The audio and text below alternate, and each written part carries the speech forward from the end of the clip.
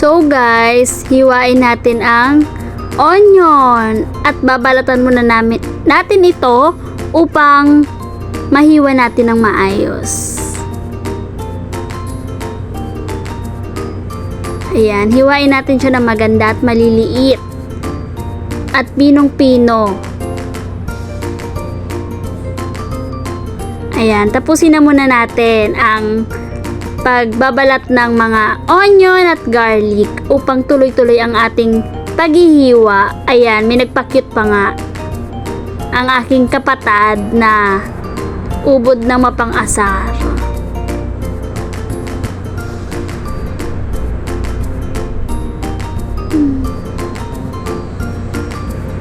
Ayan, busy-busy si ate girl. Talagang dinudurog niya, inaayos niya ang pagbabalat ng onion at garlic upang maging masarap ang kanyang lulutuin at maging masaya ang makakatikim at mapapasayaw sa tuwa.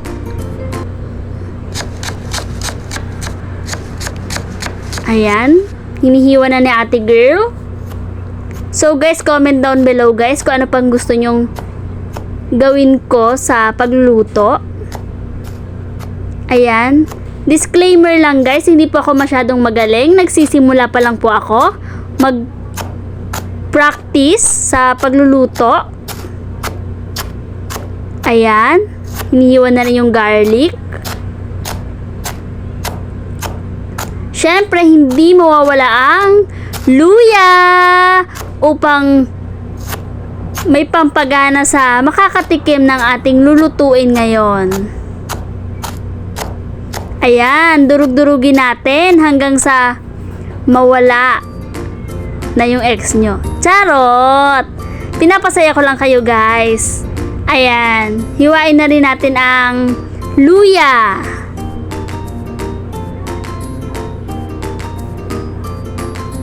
Yung sinabi ko sa inyo guys na una is nag-aaral talaga ako guys, is HM yung kinuha ko. Talagang gustong gusto ko magluto at makapag-aral ng pagluluto, kaya ayan, sinimulan ko na, naghihiwa na ako.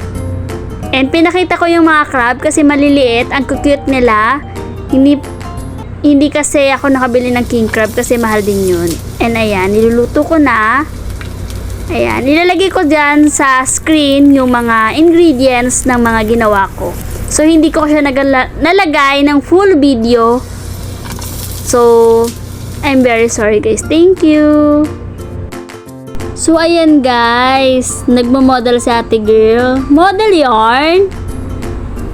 Kasi, nasarapan sa kanyang niluto at naging masaya dahil sa mga nakakatikim, napasayaw din sa kanyang niluto. So, sobrang saya ni ate girl. Masaya yarn.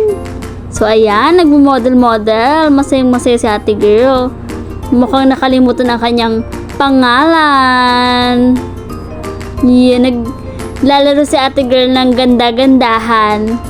Ang tanong, maganda ka ba ate girl? Uy! Si ate girl naman, na masyado pang pa-cute. Cute ka ba? Ayan guys. So, kung nagustuhan nyo to guys, video ko, please comment down below. And, huwag nyo akong kakalimutan guys. Ako nga pala si Ate Ligaya.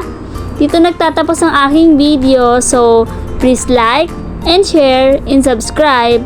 And click the notification bell para lagi kayong updated sa aking video. Thank you guys!